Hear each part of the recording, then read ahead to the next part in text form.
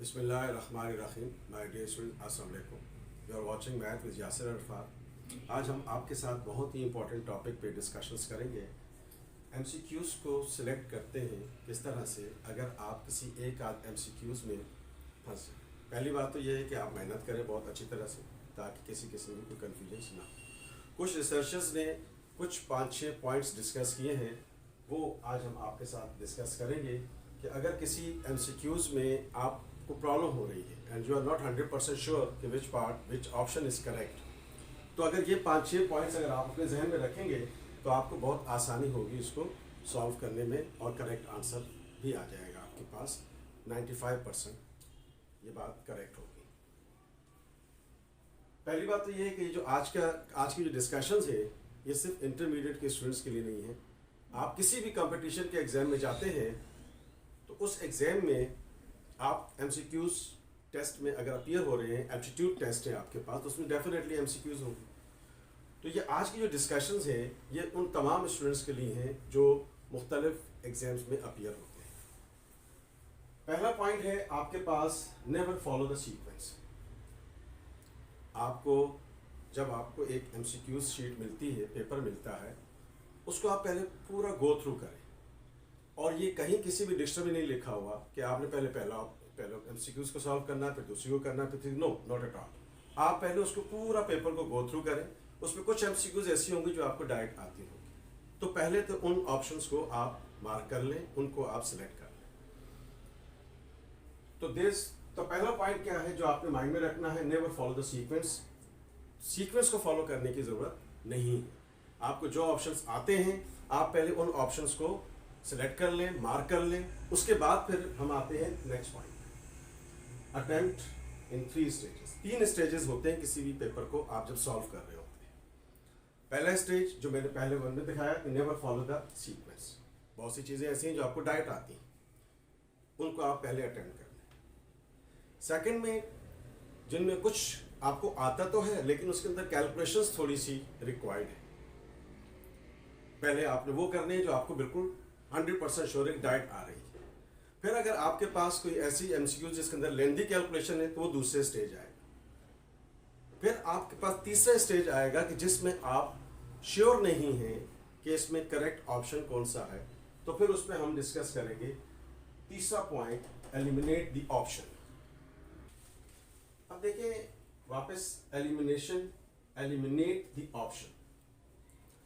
अब हमने जो 2 स्टेजेस डिस्कस कर लिए आपसे, पहला स्टेज क्या था जिसमें आप 100%, पहली बात तो यह ज़हन में रखिएगा, never follow the sequence.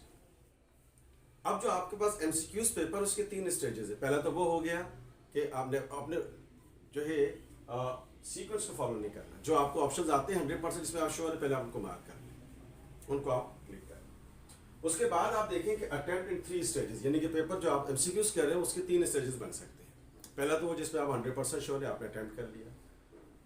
Secondly आप आते हैं उसके ऊपर कि अब अगर आप किसी में कैलकुलेशन ज़्यादा है तो सेकेंड स्टेज हो गया। अब तीसरे स्टेज की बात कर रहा हूँ कि अब आप डबल माइंडेड हैं, आपको एक एमसीक्यूज़ नहीं आती, आपको 4 ऑप्शंस गिवन, आपको नहीं पता कि इसमें कौन सा ऑप्शन करेक्ट है। तो रिसर्चर्स ये कहते हैं कि एलिमिनेट ऑप्शन, यानी कि ए बी सी डी, अगर आपको 3 ऑप्शंस गिवन हैं तो उसमें एक ऑप्शन तो ऐसा होगा जो टोटली इररिलेवेंट होगा जो आपको दिया हुआ है। फॉर एग्जांपल मैंने एक एग्जांपल रखी, जैसे A B C D 4 options हैं। अब वो 4 ऑप्शन में दे रखा है, एक 16 है, एक 18, एक 19 और एक आपको दे रखा है 309। अब ये जो ऑप्शन है अगर ये करेक्ट है तो जाहिर सभी लोग करेक्ट कर लेंगे इसको। तो 95% रिसर्चर्स ये कहते हैं कि 95% चांस है कि ये जो एमसीक्यूज है करेक्ट नहीं होगी। तो लिहाजा एलिमिनेट ऑप्शंस को हम यूज करते हुए इसको कर देंगे क्रॉस माइनस। अब आपके पास रह गए 3 ऑप्शंस ए बी सी। अब फर्ज कर लें कि एक और चीज ज़िम्नन इसमें आ गई कि अगर ए बी सी डी आपको 4 ऑप्शंस गिवन है और उसमें दिया हुआ है नन ऑफ दिस और ऑल ऑफ द अबव, तो रिसर्चर्स ये कहते हैं कि ये ऑप्शन करेक्ट होगा, ये ऑप्शन करेक्ट होगा, आप इसको मार्क करें। अब फर्ज कर लेते हैं कि अब आपके पास, ये भी आप ज़हन में रखिएगा, none of this all of above, तो ज़्यादा चांस यही होता है कि ये ऑप्शन सही होगा, आप इसको मार्क कर सकते हैं। अब वापस एलिमिनेट ऑप्शन को मैंने ए पार्ट के साथ अलग कर दिया था। अब देखें, अगर आपको A B C D part दिए हुए हैं तो हमने ये बात डिस्कस कर ली कि एक पार्ट ऐसा है जो टोटली इररेलेवेंट है, तो उसको हमने माइनस कर दिया। अब आपके पास रहेगा ए बी सी, 3 पार्ट्स रहेंगे। तो मोस्ट प्रोबेबल ऑप्शन क्या हो सकता है उसमें? रिसर्चर्स ये कहते हैं कि ऑप्शन ए और option B normally correct options नहीं होते। इसका मतलब है कि हमारे पास 2 ऑप्शन रहेगा, बी एंड सी। ध्यान रहे, हम सीक्वेंस से चल रहे हैं। अगर एक टोटली इररेलेवेंट आपको आंसर दिया हुआ है तो आपने उसको काट दिया, उसका इस जो 4th पॉइंट डिस्कस करें इससे कोई कनेक्शन नहीं है। अब फर्ज कर लें कि अगर आपको ए बी सी डी दिया हुआ है तो नॉर्मली देखा यह गया है कि ए और डी करेक्ट ऑप्शंस नहीं होते। तो अब आपको मोस्ट प्रोबेबल सिचुएशन जो बन गई वो बन गई है बी और सी। रिसर्चर्स ये कहते हैं कि नॉर्मली इस सिचुएशन में बी जो है वो करेक्ट होता है।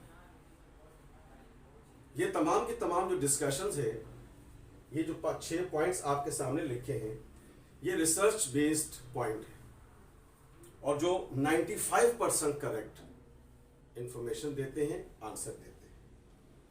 तो मोस्ट प्रोबेबल ऑप्शन क्या होगा? अगर आपको 4 ऑप्शन दे रखे हैं ए बी सी डी, तो उसमें ए और डी को तो कर दिया माइनस, अब बाकी रहेगा आपके पास बी और सी। तो मोस्ट प्रोबेबल सिचुएशन क्या होगी कि बी ऑप्शन जो है वो करेक्ट होगा। अब उसके बाद आइए, रिमेंबर दी डायरेक्ट वैल्यूज, बहुत ही इंपॉर्टेंट पॉइंट है ये, डियर स्टूडेंट्स ध्यान में रखिएगा। Remember the direct value, the most important point. अब आप व्हाट्सएप पे मुख्तलिफ स्टेटस लगाए हुए होते हैं जिनका कोई फ़ायदा नहीं है, तो उससे बेहतर ये है कि जो फार्मूलाज, जैसे आप इंटीग्रेशन की बात कर रहे हैं, डेरिवेटिव्स के फार्मूला है, ट्रिग्नोमेट्रिक फंक्शंस के फार्मूला है, आप इनके स्टेटस लगाएं, इनके वॉलपेपर्स लगाएं। जब आप बार बार देखेंगे तो ये फार्मूलाज आपको याद हो जाते हैं। एमसीक्यूज में अगर आप रिमेंबर दी डायरेक्ट वैल्यू का मतलब है कि ए बी सी डी आपको ऑप्शन दिए, उसमें कोई फार्मूला पूछा हुआ उन्होंने आपसे। अब अगर कोई फार्मूला पूछा हुआ है, जैसे साइन इनवर्स का इंटीग्रेशन पूछ लिया है, तो अब यहाँ पर आपको वैल्यू याद होनी चाहिए, उसका फार्मूला आपके माइंड में होना चाहिए। तो उसका फार्मूला माइंड में रखने के लिए एक तो ये बहुत सारे तरीके हो सकते हैं कि आप फार्मूलाज का रट्टा लगा लें, याद कर लें। दूसरा ये है कि आप व्हाट्सएप पे आप स्टेटस लगाइए, वॉलपेपर्स पे फार्मूलाज को यूटिलाइज कीजिए, बजाय इसके कि इधर उधर के वॉलपेपर्स आप यूज़ करते हैं। तो उसका ज़्यादा बेहतर यही है कि आप इंटीग्रेशन के पिक बनाई और आपने स्टेटस पे लगा दी, वॉलपेपर्स पे लगा दिया। वो बार बार जब आप देखते रहेंगे तो फार्मूलाज जो है आपको याद हो जाए। तो रिमेंबर दी डायरेक्ट वैल्यूज। अब आगे चलते हैं, लास्ट और very important point, study smart. बहुत स्टडी कर लिया, बहुत ढेर आपके पास लग गया नोट्स का। अब उसको जो इंपॉर्टेंट पॉइंट्स है वो अपने पास रखें, बाकी चीज़ों को साइड में करें। स्टडी स्मार्ट का मतलब ये है कि जो आपने मोटा रेसा भर लिया है, अब उसको सेंट्रलाइज करें, चीज़ों को कम करें, एग्जामिनेशन पॉइंट ऑफ व्यू से उसको स्मार्ट सिलेबस में कन्वर्ट करें और उसको study practice as much as you can. Dear students, बहुत इंपॉर्टेंट डिस्कशंस थी जिसमें हमने आपके सामने डिस्कस किया है। इसमें हमने डिस्कस ये किया है कि जब हम एमसीक्यू सॉल्व कर रहे होते हैं तो इसमें ए बी सी डी में कौन सा ऑप्शन करेक्ट हो सकता है, उस पर हमने डिस्कशंस किए। कब? जब आप फंस जाए कि आपको पता ही ना हो कि इसके अंदर कौन सा ऑप्शन करेक्ट है, तो वो ये डिस्कशन जो हमारी आज की है ये आपको बहुत ज़्यादा फ़ायदा देगी। उम्मीद है ये वीडियो आपको पसंद आएगी। अपने दोस्तों को, अहबाब को शेयर कीजिए। मेरा चैनल महफिज यासिर अरफात सब्सक्राइब कीजिए। अल्लाह हाफ़िज़।